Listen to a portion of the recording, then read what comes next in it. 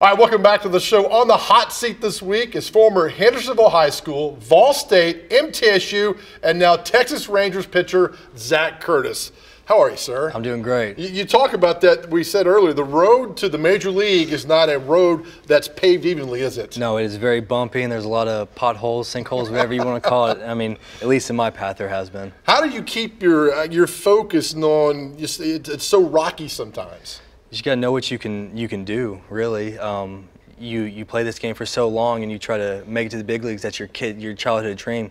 Once you get there, it's not just to get there and leave. You want to stay there, so you're always working to stay there. So having that goal in mind that it's a never-ending process kind of keeps you going. You're drafted in the 6th round by the Arizona Diamondbacks back in 2014. You played with the Mariners, the Phillies, now at the Rangers. You felt like you found a really good landing spot now? Yeah, I think so. I think Texas is a great spot to be in.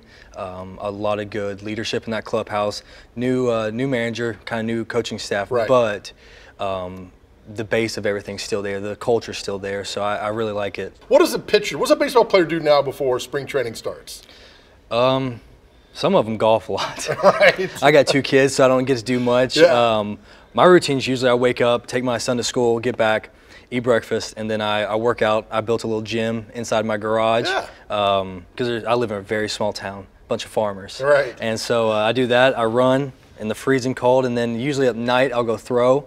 And I just try to keep my body in the best shape possible. I'm not sitting out there trying to lift the house. I'm not trying to run marathons. I know what my body needs, and so I just try to maintain what I have and really work on my craft pitching. That's what I care about most. You're one of the most accomplished pitchers to ever come through MTSU. How great of a time was it for you just developing not only on the field, but off the field too? MTSU was the greatest time of my life. I'm telling you, going to Middle Tennessee was the best decision I could have ever made. And largely because of Jim McGuire being there. He really mentored me and taught me off the field how to be a man, how to be accountable towards things, and that helped my baseball career on the field by doing that. To be a national sound in your hometown, playing baseball, AAA, I know that's not your ultimate goal, but the fact if something's happened, you have to come down, you're home. Yeah, exactly. That's the best case scenario. That's what I've told a lot of people is, hey, if I'm not in the big leagues with the Rangers, I get to be at home with my kids, my family, see all my friends, and drive to work every day. So that's not a bad gig at all. Now, Monday you're hosting your first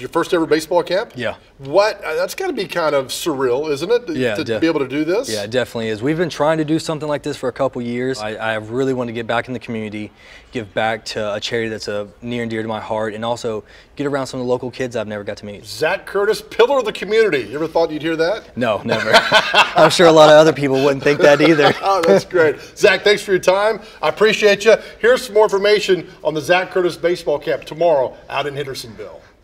Yeah, Monday, Hendersonville High School, 1st through 4th grade camp. It's sold out, 5th through 8th. It's 1 to 4 p.m. Still a few slots left open there at Hendersonville High School.